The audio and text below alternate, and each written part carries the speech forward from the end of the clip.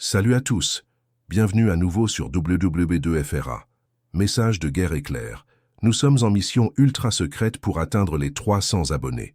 Vous regardez un contenu qui ne fait que grandir. Pour ne pas manquer une page de l'histoire et garantir votre place, cliquez sur s'abonner maintenant et donnez-nous l'élan final pour atteindre cet objectif. Mission accomplie. Passons au sujet d'aujourd'hui. Le duel à mort entre snipers soviétiques et nazis par des températures de 35 degrés X. C'est parti. L'été 1942 brûlait sur les steppes russes, une chaleur étouffante qui cuisait la terre et les hommes. Un soleil implacable frappait les carcasses métalliques des panzers, les casques d'acier des soldats allemands et les baïonnettes étincelantes pointant vers l'est. Ce n'était pas seulement de la chaleur, c'était la fièvre d'une ambition démesurée, la flamme inextinguible d'une blitzkrieg qui semblait invincible. Le rugissement lointain de l'artillerie allemande, autrefois un présage de victoire, résonnait désormais comme un tonnerre qui promettait l'anéantissement. Des milliers d'hommes, de machines et une foi aveugle dans le Führer avançaient, balayant tout sur leur passage. La Wehrmacht, la machine de guerre la plus redoutée de l'histoire, marchait sans s'arrêter, ses moteurs diesel haletants et soulevant des nuages de poussière rouge qui teignaient l'horizon. L'odeur de poudre, de sueur et de métal chauffé planait dans l'air, un parfum de mort qui se répandait sur des kilomètres. Chaque kilomètre conquis était un toast à la supériorité aryenne, un pas vers le cœur de l'Union soviétique. L'arrogance était palpable, la confiance inébranlable. Stalingrad, un nom qui résonnait avec la force d'un marteau, un symbole de la résistance communiste, l'ultime bastion sur la Volga avant que les champs pétrolifères du Caucase ne soient à portée. Pour Adolf Hitler, la ville n'était pas seulement un objectif stratégique, c'était un affront personnel, une insulte à sa vision d'une Europe dominée. Stalingrad. L'existence même du nom était une provocation. L'apprendre signifiait non seulement couper des approvisionnements vitaux et étrangler l'économie soviétique, mais aussi briser l'esprit de l'ennemi, humilier son chef et paver le chemin de la victoire finale à l'Est. Les soldats de la 6e armée allemande, commandés par le général Friedrich Paulus, avaient le goût de la victoire à la bouche. Ils avaient balayé la Pologne, la France et une grande partie de la Russie occidentale. La campagne d'été de 1942, l'opération Bleue, Fall Blau, promettait d'être le couronnement de tous leurs efforts. La Volga était en vue, et avec elle, la promesse d'un hiver à la maison, loin du froid brutal qu'ils avaient déjà goûté. Ils étaient à la pointe de lance, l'élite, les choisis pour porter le coup fatal. La certitude que rien ne pourrait les arrêter était absolue, gravée dans chaque pas ferme, dans chaque regard déterminé sous le soleil brûlant. Mais ce qu'ils ignoraient, c'est que cette ville, avec ses usines de tracteurs et ses maisons ouvrières, avec ses ruelles labyrinthiques et ses bâtiments de briques rouges, allait se transformer en un enfer sur terre. Un enfer qui ne serait pas seulement de feu et d'acier, mais de faim, de froid, et d'une lutte désespérée pour chaque mètre carré. Un enfer où l'honneur et l'humanité seraient testés jusqu'à la limite de la folie. Stalingrad était plus qu'une ville. C'était un portail vers la plus brutale des batailles, un abîme de souffrance qui allait engloutir des centaines de milliers de personnes. Préparez-vous à assister à l'épopée de Stalingrad, où l'ambition est entrée en collision avec la résilience, et où l'hiver est devenu un ennemi aussi mortel que les balles. Abonnez-vous maintenant et rejoignez notre légion d'historiens pour revivre le passé brutal de Stalingrad, où le destin du monde fut forgé sous le feu et la glace. L'avancée allemande sur Stalingrad fut, au début, une symphonie de destruction. En août 1942, la Luftwaffe martela la ville avec une fureur inimaginable. Les bombardiers Stuka plongèrent du ciel bleu, leurs moteurs rugissant comme des bêtes et leurs sirènes des trompettes de Jéricho hurlant, un son qui glaçait le sang et désintégrait l'espoir. Les bombes tombaient comme une pluie d'acier et de feu, transformant les immeubles en tas de décombres, les rues en cratères fumants et les vies en cendres. L'odeur de béton brûlé et de chair roussie imprégnait l'air, une brume épaisse qui obscurcissait le soleil et annonçait l'arrivée de l'enfer. Les panzers, les pointes de lance de la Wehrmacht, avançaient sur la poussière et les débris, leurs canons tirant sans cesse. Les soldats allemands, endurcis par des années de victoire, entraient dans la ville avec l'assurance de conquérants. Ils s'attendaient à une résistance brève, un dernier soupir des soviétiques avant que Stalingrad ne tombe comme un domino. L'infanterie suivait de près, balayant les poches de résistance, leurs mitrailleuses MG-34 crachant du feu et du plomb, un son continu qui se mêlait aux cris des blessés et à l'effondrement des structures. C'était la Blitzkrieg sous sa forme la plus brutale, une machine de guerre imparable. Le 23 août, les Allemands atteignirent la Volga au nord de la ville. Le fleuve, la voie d'approvisionnement vitale, était coupée. La victoire semblait imminente, à portée de main. Les commandants allemands, du haut de leur poste d'observation, voyaient la ville en flammes. Un spectacle grandiose de puissance et de destruction. Le moral était au zénith. Les ordres étaient clairs. Nettoyer les poches de résistance, capturer les usines et assurer le contrôle total avant l'hiver. Stalingrad, pour eux, n'était qu'un obstacle de plus à franchir, un nom à rayer de la liste. Mais Stalingrad ne serait pas comme Varsovie, Paris ou Kiev. Ce ne serait pas une victoire rapide. La ville, déjà en ruine, se transforma en un piège, un labyrinthe de morts où chaque tas de briques, chaque cave, chaque usine détruite devenait une forteresse. Le tournant ne vint pas avec une grande contre-attaque, mais avec le refus soviétique de céder un seul centimètre de terrain.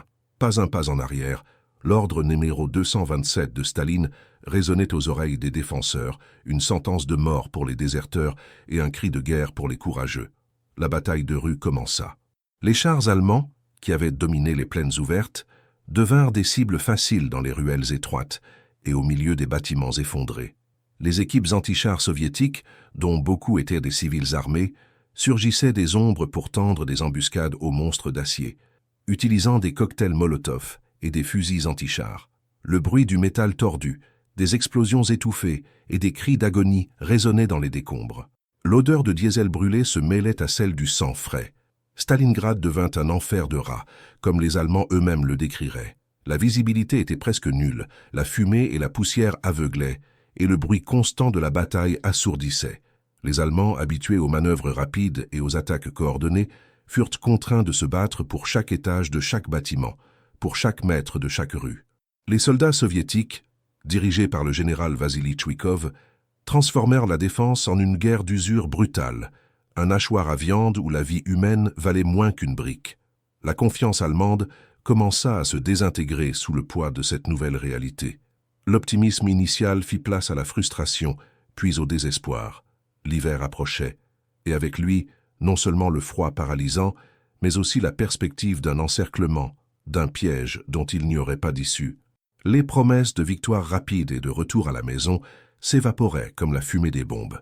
Stalingrad n'était pas une ville à conquérir, c'était une bête affamée qui dévorait hommes et machines, transformant la gloire en agonie. Ce qui devait être une couronne de laurier se changeait en un cauchemar gelé. L'enfer de rats n'était pas une métaphore, c'était la réalité crue de Stalingrad. Chaque rue, chaque tas de décombres, chaque cave inondée d'eau et de sang se transforma en son propre champ de bataille. La visibilité était minimale, la fumée des explosions et la poussière de béton formaient une brume perpétuelle qui étouffait les poumons et aveuglait les yeux. L'odeur de la mort était omniprésente, poudre brûlée, diesel, sang coagulé, urine et excréments, mélangés à l'odeur métallique de la destruction et au souffle glacé de la Volga. Les combats se déroulaient à quelques mètres, parfois à quelques centimètres. À l'intérieur des usines, comme la gigantesque usine de tracteurs Dzerzhinsky ou l'usine Octobre Rouge, les couloirs résonnaient du bruit des fusils tirant de courtes rafales, des grenades explosant dans des espaces confinés et du choc brutal des baïonnettes et des pelles de tranchées. Les soldats allemands, autrefois habitués aux avancées rapides en terrain découvert, rampèrent désormais dans les tunnels et les galeries, chassant et étant chassés. La discipline prussienne faisait place à un instinct animal de survie. De l'autre côté, les défenseurs soviétiques, dont beaucoup étaient des recrues fraîchement arrivés, certains encore adolescents, d'autres des vétérans endurcis, transformaient la ville en une forteresse vivante. Ils connaissaient chaque ruelle, chaque cachette. Leurs tactiques étaient brutales et efficaces. Embuscades soudaines, contre-attaques sauvages et l'art mortel des snipers. C'était une guerre d'usure où la ruse valait plus que la force brute. Le général Tchoukov exigeait que ses troupes soient collées à l'ennemi, si près que l'artillerie allemande ne puisse pas tirer sans atteindre ses propres troupes. Ce sont les snipers, cependant, qui sont devenus l'incarnation la plus sombre et la plus efficace du combat à Stalingrad. Au milieu des décombres et de la glace qui commençait à recouvrir la ville, se déroulait un duel à mort et silencieux, une chasse à l'homme, où la patience et la précision signifiaient la différence entre la vie et la mort. Vassili Zaïtsev, un chasseur de l'Oural, devint une légende, avec des centaines de morts confirmés. Lui et son équipe, cachés dans des ruines, derrière des murs effondrés ou sous des carcasses de chars, attendaient des heures, des jours, sous le froid mordant, la cible parfaite, l'ennemi invisible. Pour les Allemands, chaque fenêtre sombre, chaque ombre, pouvait cacher un sniper soviétique. La peur était constante. Un mauvais mouvement, une tête exposée pendant une seconde et le claquement sec d'un fusil Mosin Nagant était la dernière chose qu'ils entendaient. Le duel entre Zaïtsev et le major Königs, un légendaire sniper allemand envoyé pour le traquer, devint un mythe au sein de la bataille elle-même, un microcosme de la lutte plus large. Deux hommes, deux idéologies, se chassant mutuellement dans l'enfer gelé. La faim commença à mordre. Pour les civils piégés dans la ville, la vie était un enfer encore plus cruel. Femmes et enfants, cachés dans des caves humides et sombres, entendirent le rugissement constant de la bataille à l'extérieur. Le froid s'intensifiait de jour en jour, et l'hiver russe, le général hiver qui avait déjà vaincu Napoléon, commençait à resserrer son étreinte mortelle. L'eau était rare, la nourriture, un mirage. Les rats, autrefois méprisés, devinrent une source désespérée de protéines. La peur n'était pas seulement celle des balles et des bombes, mais celle de succomber au froid, à la maladie, à la famine. Les perspectives alternaient entre le désespoir allemand et la résilience soviétique. Les soldats de l'Axe, autrefois confiants, voyaient leurs effectifs diminuer, leurs vêtements d'été inadéquats pour le froid qui s'installait. Leurs officiers, autrefois arrogants, commençaient à montrer des signes d'épuisement et de doute. La communication avec l'arrière était de plus en plus difficile, les approvisionnements irréguliers. Ce qui devait être une victoire rapide s'était transformé en un cauchemar sans fin, une saignée lente et inexorable. La destruction de la ville était totale. Des bâtiments entiers s'effondraient sous l'impact des bombes et des obus d'artillerie lourde. Le métal tordu des usines se mêlait aux briques pulvérisées, formant des paysages lunaires de désolation. L'air était lourd du bruit de la fumée et du son incessant de la guerre. Le tonnerre des canons, le grincement des chars, le claquement des mitrailleuses, les cris des blessés et les gémissements des mourants. Aucun endroit n'était sûr. La vie se résumait à survivre à la prochaine minute, au prochain tir, à la prochaine explosion. L'hiver apporta une nouvelle couche d'horreur, transformant le sang en glace, les corps en statues gelées et l'espoir en un luxe lointain. La guerre des rats escaladait vers une boucherie sans précédent. Dans les caves humides et sombres où civils et soldats cherchaient refuge, l'air était dense de l'odeur de la sueur, de la peur et de la proximité de la mort. Des combats au corps à corps éclataient dans des escaliers étroits, dans des couloirs claustrophobiques. Les baïonnettes déchirèrent la chair, les crosses de fusil écrasèrent les crânes, les pelles de tranchées devenaient des armes létales dans des mains désespérées. Il n'y avait pas de place pour la stratégie ou les grandes manœuvres, seulement la sauvagerie primale d'hommes luttant pour chaque centimètre de décombre, pour chaque souffle de vie. Les cris de douleur et de fureur se mêlaient au son métallique de l'acier contre l'acier, au claquement étouffé des os qui se brisaient. Pour les soldats allemands, chaque jour qui passait, la réalité de cet enfer s'épaississait. Ce qui était autrefois une marche triomphale était maintenant un piège. La discipline prussienne, autrefois inébranlable, commençait à céder sous le poids de l'épuisement, du froid atroce et de la faim qui rongeait les entrailles. Ils ne se battaient pas contre une armée, mais contre une ville qui semblait avoir sa propre vie, une ville qui saignait, mais qui refusait de mourir. La peur du sniper invisible était constante, mais la peur du général hiver devenait encore plus paralysante. Les températures chutaient vertigineusement, atteignant 30 degrés, 35 degrés, et le sol gelé refusait de céder pour enterrer les morts. Les corps s'entassaient dans les rues, transformés en statues grotesques de glace, témoins silencieux de la barbarie. Le moral des troupes allemandes s'effondrait. Des rapports de désertion et d'automutilation, autrefois impensables, commençaient à émerger. Les hommes rêvaient de pain, de chaleur, de tout ce qui n'était pas le grincement constant des dents de froid et le hurlement du vent coupant qui pénétrait jusqu'à l'âme. L'espoir d'approvisionnement, de renfort, diminuait chaque jour. Les promesses du haut commandement d'un ravitaillement aérien constant étaient une cruelle plaisanterie, car peu d'avions parvenaient à franchir l'étau soviétique qui se resserrait. L'odeur de gangrène, de pieds gelés et de plaies ouvertes se mêlait à l'odeur de la poudre et du désespoir. Du côté soviétique, la résilience était alimentée par un mélange de patriotisme féroce et d'une haine implacable de l'envahisseur. Les femmes, restées en arrière, travaillaient sans relâche dans les usines improvisées, produisant des munitions et réparant des armes, leurs visages marqués par la fumée et la détermination. Des enfants, malgré l'horreur, aidaient à transporter les fournitures et à soigner les blessés, leurs yeux témoins d'un monde qu'ils n'auraient jamais dû connaître. Pour eux, Stalingrad n'était pas seulement une ville, c'était la mère patrie, et sa défense était une question de vie ou de mort pour toute la nation. La fureur soviétique était palpable. L'ordre numéro 227, pas un pas en arrière, n'était pas seulement une menace mais un cri de guerre qui galvanisait les défenseurs. Des bataillons de choc, formés de condamnés et de déserteurs, étaient lancés dans des attaques suicides, souvent sans armes, pour forcer les Allemands à gaspiller des munitions ou pour qu'ils puissent prendre les armes des camarades tombés.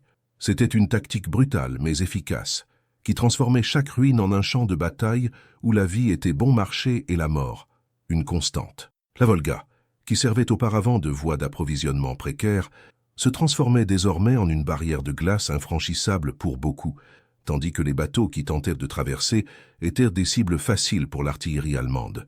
Pendant que la bataille urbaine s'éternisait, consommant vies et espoirs, les forces soviétiques, sous le commandement du général Georgi Zhukov et du général Alexandre Vasilevski, préparaient un coup dévastateur. Loin des yeux de la Wehrmacht, des troupes et du matériel s'accumulaient en secret, formant deux pinces gigantesques pour envelopper la 6e armée allemande.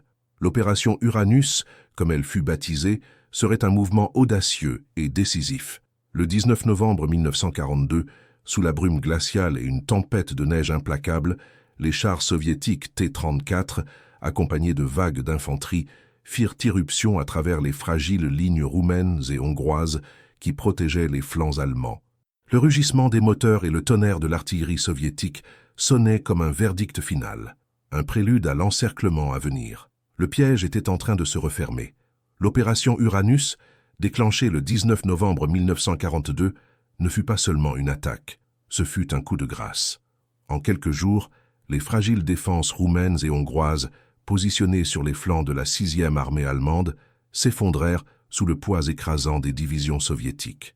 Le rugissement des moteurs T-34 et les cris de guerre de l'infanterie rouge résonnaient à travers la tempête de neige, un présage de malheur. Le 23 novembre, la pointe de lance soviétique se rejoignit à Kalash, à 100 km à l'ouest de Stalingrad, fermant la pince.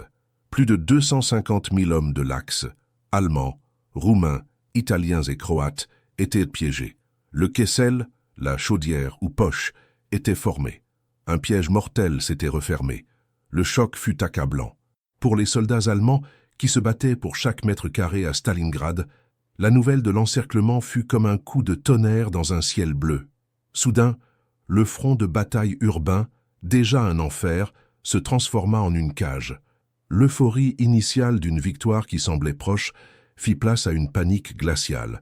Les lignes d'approvisionnement étaient coupées, les voies de retraite bloquées. Ce qui était une offensive implacable était désormais une défense désespérée à l'intérieur d'une bulle de glace et de mort. L'hiver russe, qui mordait déjà de ses dents acérées, devenait maintenant un bourreau implacable, un allié silencieux des soviétiques. À l'intérieur du Kessel, la réalité était brutale. Le général Paulus, commandant de la 6e armée, fit appel à Hitler pour obtenir la permission de tenter une évasion, une tentative désespérée de percer l'encerclement avant qu'il ne soit trop tard. Mais la réponse de Berlin fut inflexible, aveugle, arrogante. La 6e armée doit maintenir ses positions, attendre les secours et être ravitaillée par voie aérienne. Hitler, dans sa mégalomanie, croyait que la Luftwaffe, déjà surchargée sur d'autres fronts, pourrait ravitailler une armée de plus d'1/4 million d'hommes. C'était une sentence de mort déguisée en ordre. La promesse d'un couloir aérien se révéla être une farce cruelle. L'aéroport de Pitomnik, la principale base aérienne à l'intérieur de l'encerclement, se transforma en un chaos. Des avions de transport Ju-52, lents et vulnérables, tentaient d'atterrir sous le feu anti-aérien constant et les attaques des chasseurs soviétiques. Beaucoup étaient abattus avant même d'arriver. Ceux qui parvenaient à atterrir apportaient peu. Un approvisionnement quotidien de quelques centaines de tonnes, alors que l'armée avait besoin d'au moins 500 tonnes pour survivre. Chaque vol était une roulette russe, chaque atterrissage, un miracle. L'odeur de kérosène se mêlait à celle de la poudre et du désespoir. La pénurie de ravitaillement fut immédiate et dévastatrice. La ration de pain fut réduite à des miettes, la viande, un souvenir lointain.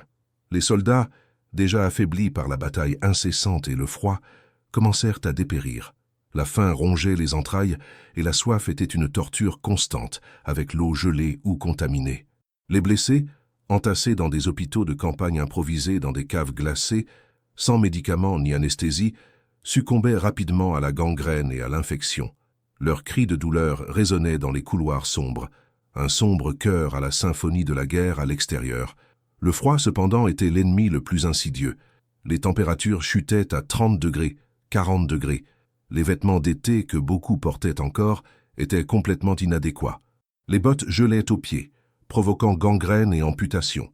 Des centaines d'hommes épuisés, affamés et démoralisés mouraient tout simplement de froid dans leurs tranchées, transformés en statues de glace, leurs fusils Mosin Nagant et Car 98K recouverts de neige. L'odeur de chair congelée, de pieds pourris et d'excréments humains se mêlait à l'air coupant, formant une odeur nauséabonde qui annonçait la mort lente. L'effondrement moral était inévitable.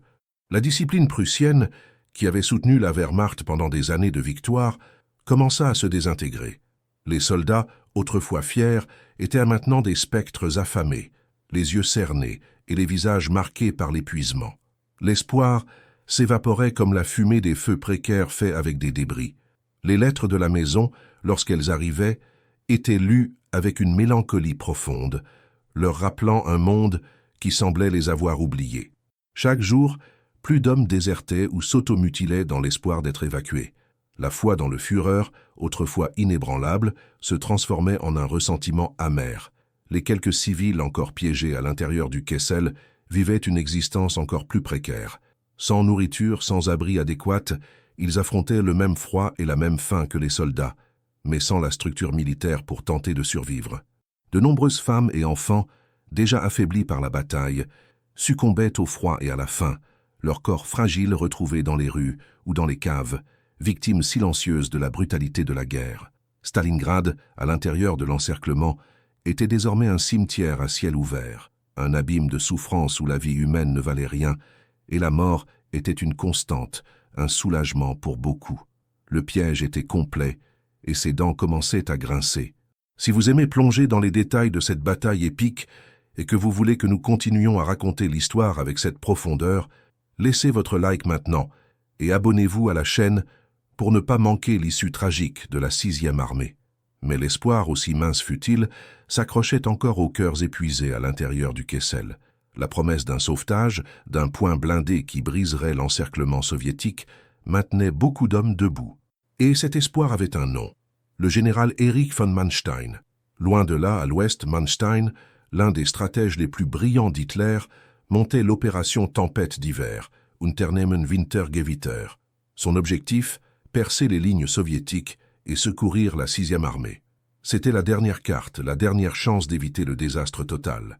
Le 12 décembre 1942, Manstein lança son attaque. Le rugissement des chars et la fureur de l'artillerie allemande résonnèrent à nouveau dans les steppes gelées. La 6e division Panzer, la pointe de lance, avançait à travers la tempête de neige et le froid mordant, affrontant une résistance soviétique féroce.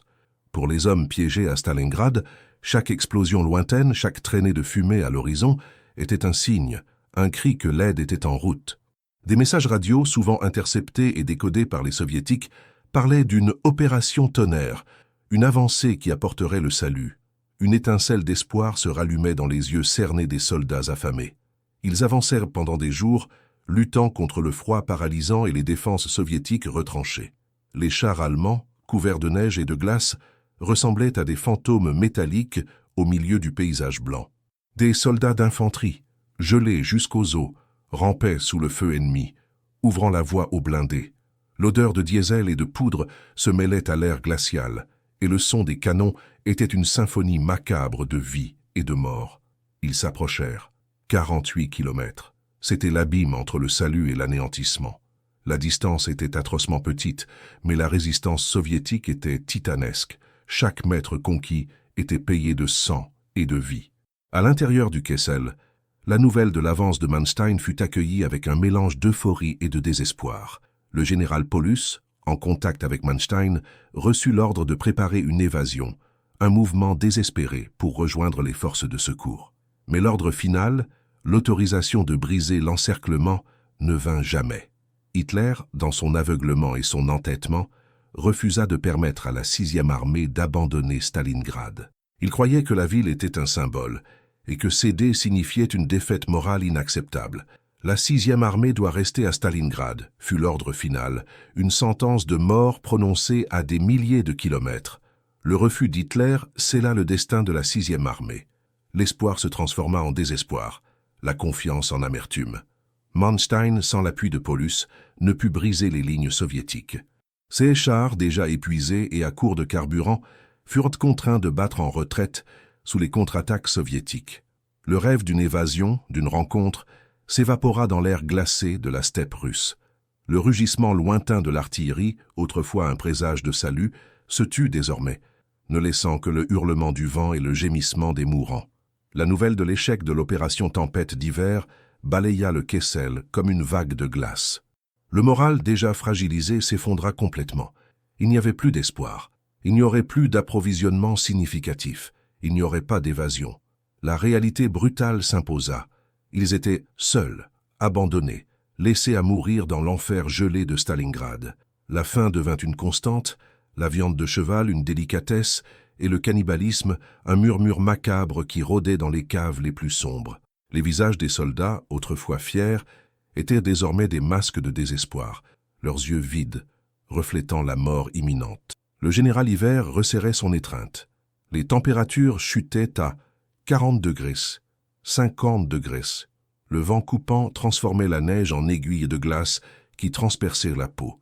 Des centaines d'hommes, affaiblis par la faim et la maladie, s'effondraient et mouraient tout simplement de froid, leur corps devenant partie du paysage désolant.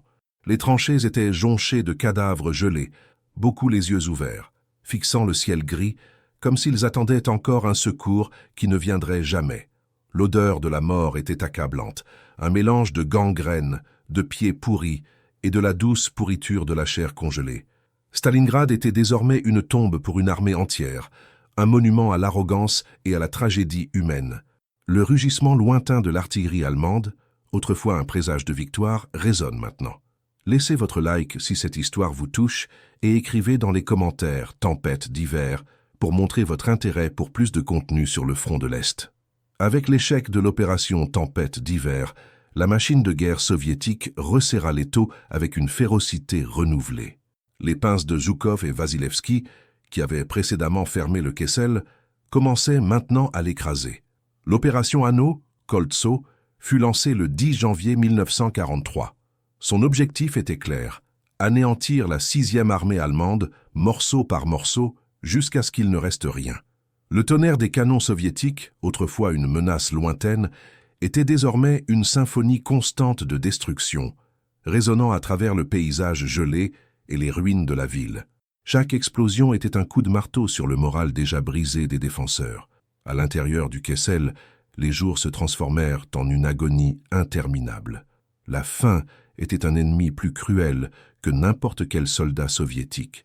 Les rations, déjà insignifiantes, furent encore réduites. Les hommes mangeaient n'importe quoi, écorce d'arbres, graisse de machines, et les murmures macabres de cannibalisme devenaient de plus en plus forts et moins choquants. Les chevaux qui tiraient auparavant l'artillerie avaient déjà été abattus et dévorés depuis des semaines, leurs carcasses congelées éparpillées comme des témoins silencieux du désastre. La soif était une torture constante, avec l'eau gelée ou contaminée, et la dysenterie faisait rage, transformant chaque cave en une latrine immonde. Le froid continuait de faucher des vies sans pitié. Les températures, qui montaient rarement au-dessus de 30 degrés, gelaient la chair et l'âme. Les armes s'enrayaient, les moteurs des véhicules ne démarraient pas, et la peau exposée se transformait en gangrène en quelques heures. Des milliers de soldats, déjà affaiblis par la malnutrition et la maladie, succombaient au froid extrême, leur corps rigide et bleu, empilés dans les tranchées ou servant d'obstacles dans les décombres. Il n'y avait plus le temps ni l'énergie d'enterrer les morts. Il faisait simplement partie du paysage de glace et de désolation. La discipline, autrefois l'épine dorsale de la Wehrmacht, se désintégrait au milieu du chaos et du désespoir.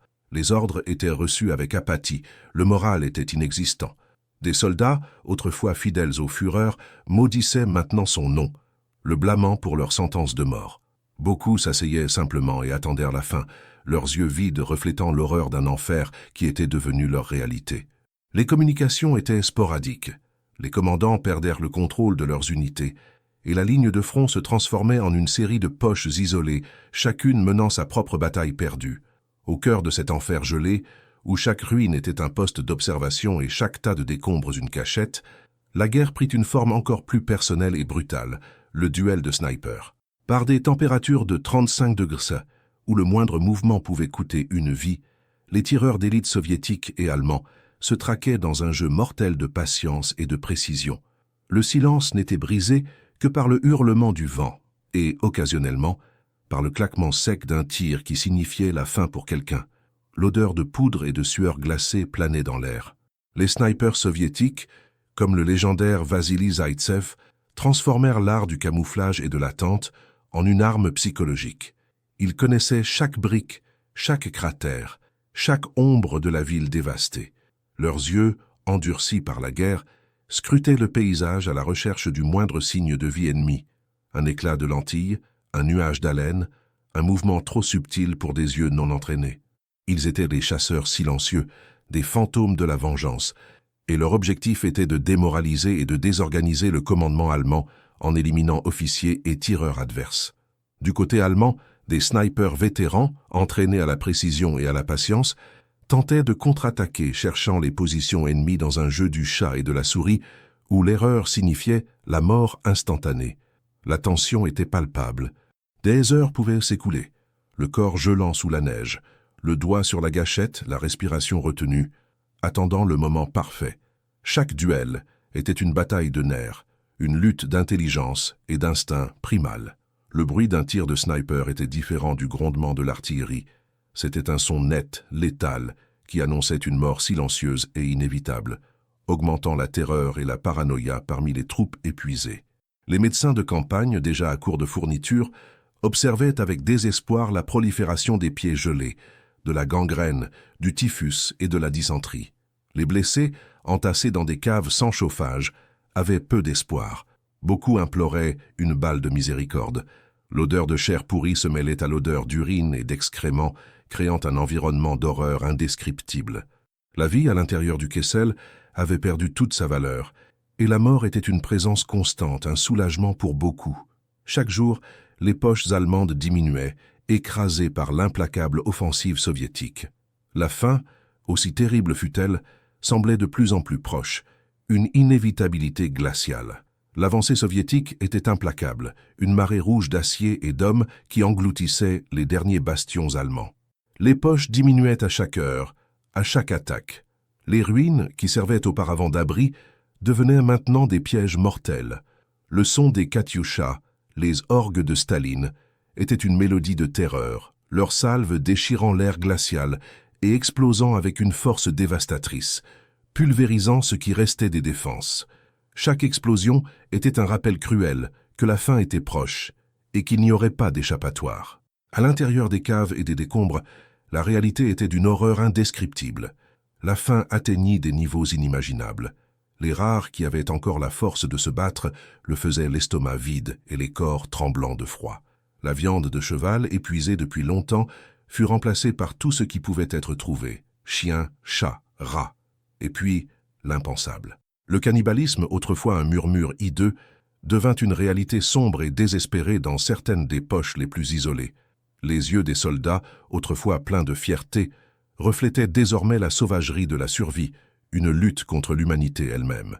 Le général Paulus, isolé dans son bunker improvisé, faisait face à un dilemme infernal. Ses officiers le pressaient de désobéir à Hitler, de tenter une évasion, de sauver ce qui restait de ses hommes. Mais Paulus, un officier prussien d'une loyauté profonde, était pris entre le devoir et le déshonneur.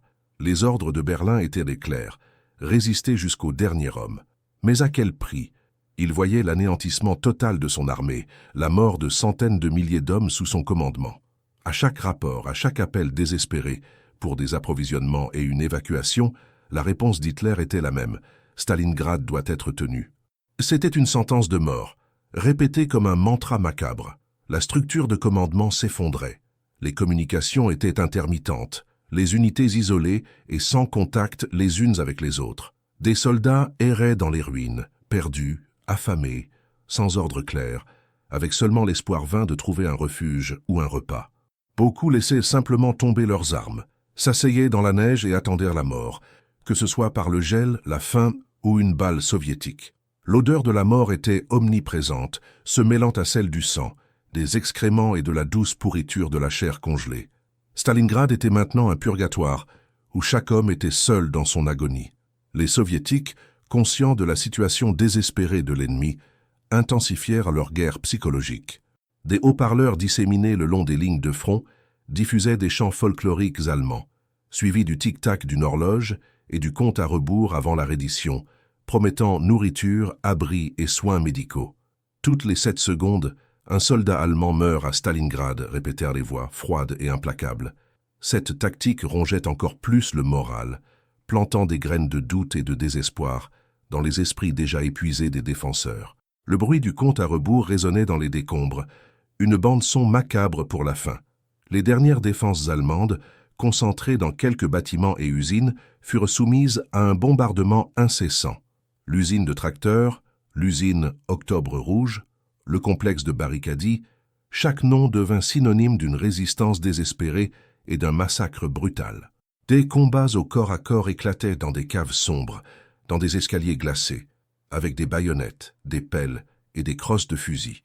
Il n'y avait pas de prisonniers dans bon nombre de ces affrontements finaux, seulement la fureur aveugle de la survie et le besoin impérieux de tuer ou de mourir.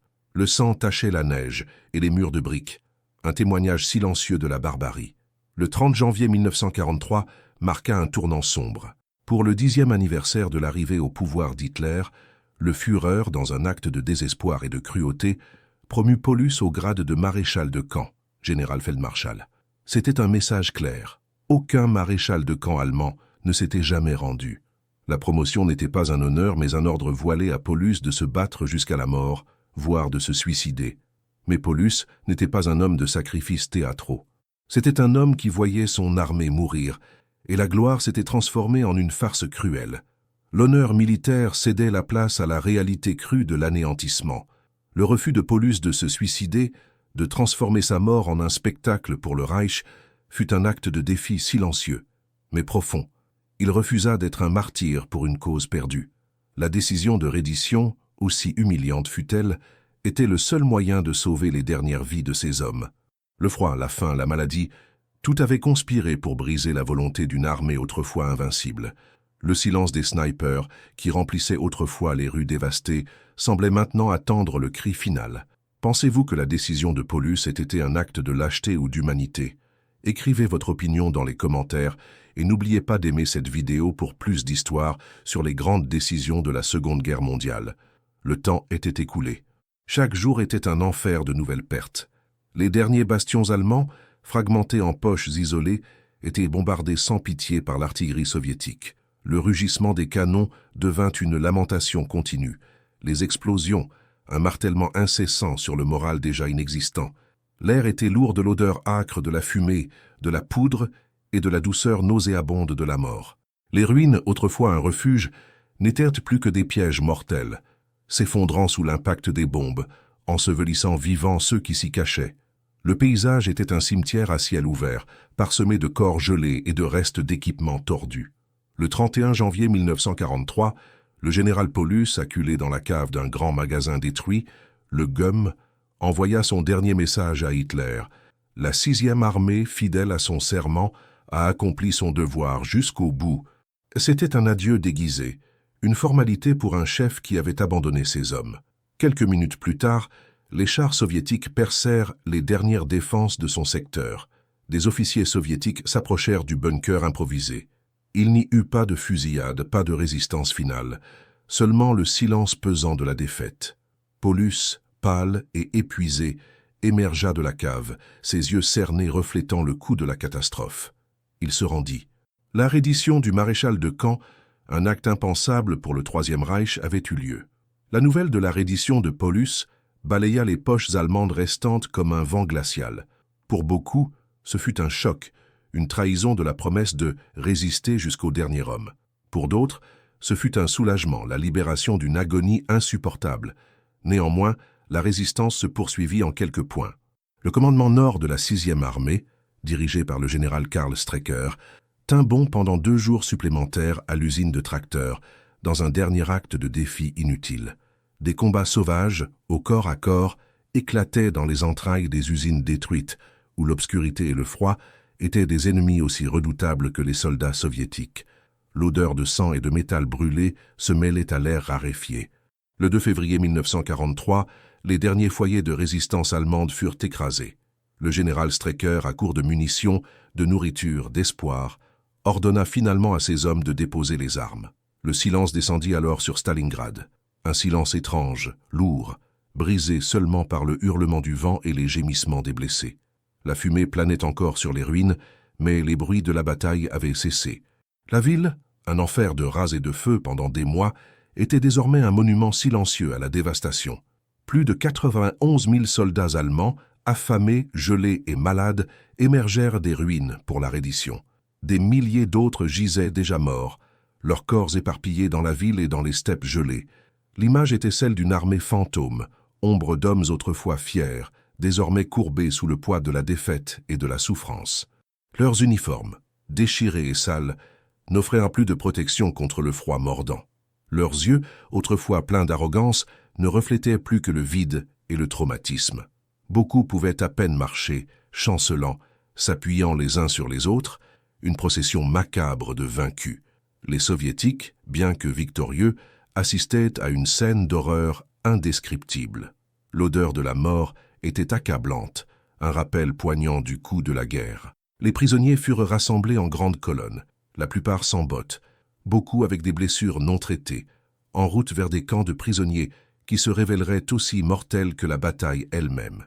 La longue marche vers l'Est, sous le froid impitoyable et la pénurie, serait un nouveau chapitre d'agonie pour ces hommes. Seule une fraction d'entre eux survivrait pour revoir leur patrie. La bataille de Stalingrad était terminée, mais la souffrance était loin d'être finie, laissant derrière elle une traînée de destruction et un héritage de douleur qui résonnerait pendant des générations. L'hiver russe avait, une fois de plus, prouvé être l'ennemi le plus implacable de tous. Les prisonniers allemands, ombre de leur ancien moi, affrontaient maintenant un nouvel enfer, la marche vers les camps de travail soviétiques. Des milliers, déjà au bord de la mort par la faim, le froid et la maladie, succombèrent dans les premiers jours et semaines. À chaque pas dans la neige, un corps tombait, abandonné, gelant sous le regard indifférent des gardes et des camarades. Sur les plus de 91 000 qui se rendirent, moins de 6 000 survivraient pour revoir l'Allemagne, beaucoup ne revenant qu'une décennie plus tard, marqués à jamais par le traumatisme et la déshumanisation. Le silence de la steppe, autrefois rempli de cris de guerre, était maintenant une lamentation froide, témoin de l'anéantissement d'une armée. Stalingrad, la ville héroïque, était en ruine. Un paysage lunaire de décombres, d'acier tordu et de briques pulvérisées. L'odeur de la mort qui avait imprégné chaque centimètre carré mettrait des mois à se dissiper. Les survivants civils, qui s'étaient cachés dans des caves et des égouts pendant des mois, émergèrent dans une réalité méconnaissable. Des familles brisées, des foyers détruits, la vie qu'ils connaissaient balayée par la brutalité de la guerre. La reconstruction serait une tâche monumentale, mais la résilience du peuple soviétique, forgée dans le creuset de la bataille, se manifesterait bientôt. À chaque brique relevée, à chaque nouvelle vie qui germait au milieu des cendres, Stalingrad réaffirmait sa volonté de vivre. Pour l'Allemagne nazie, Stalingrad fut un coup dévastateur, une blessure ouverte qui ne cicatriserait jamais. La défaite de la 6e armée, l'anéantissement d'une force d'élite, brisa le moral de la Wehrmacht et ébranla la confiance du peuple allemand en son Führer. Le mythe de l'invincibilité nazie fut mis en pièces dans les rues gelées d'une ville lointaine. À partir de ce moment, l'initiative stratégique sur le front de l'Est passa aux mains des Soviétiques. Stalingrad ne fut pas seulement une bataille perdue, ce fut le point d'inflexion de la Seconde Guerre mondiale, le début de la lente et inexorable marche du Troisième Reich vers la défaite. Les survivants, tant les prisonniers allemands que les soldats soviétiques, portèrent des cicatrices que le temps ne guérirait jamais. Les camps de prisonniers, les villes en ruine, le traumatisme psychologique, tout était un témoignage de la barbarie. Les leçons historiques de Stalingrad résonnent encore aujourd'hui. Les dangers de l'arrogance militaire, la résilience inébranlable de l'esprit humain et le coût incalculable des décisions stratégiques erronées. La bataille de Stalingrad fut le point de bascule de la Seconde Guerre mondiale, l'effondrement d'une alliance et le début de la fin du Troisième Reich. Sa mémoire collective est maintenue vivante, dans des mémoriaux imposants, dans des livres et des films qui cherchent à honorer ceux qui sont tombés et à alerter les générations futures. Les cicatrices demeurent sur la terre et dans l'âme du peuple. Un cri silencieux contre l'horreur de la guerre. Stalingrad n'est pas seulement une bataille, c'est une épopée de souffrance et de courage, un symbole de la capacité humaine à résister à l'enfer. Chaque ruine, chaque fusil gelé, chaque vie perdue est un cri contre la guerre, un rappel éternel du prix de la folie et de la force de l'esprit. Le silence des snipers, qui remplissaient autrefois les rues dévastées, nous invite maintenant à la réflexion. Aimez, partagez et abonnez-vous pour plus d'histoires épiques de l'histoire. Quelle bataille voulez-vous voir ensuite? Laissez votre commentaire et rejoignez notre voyage à travers le passé.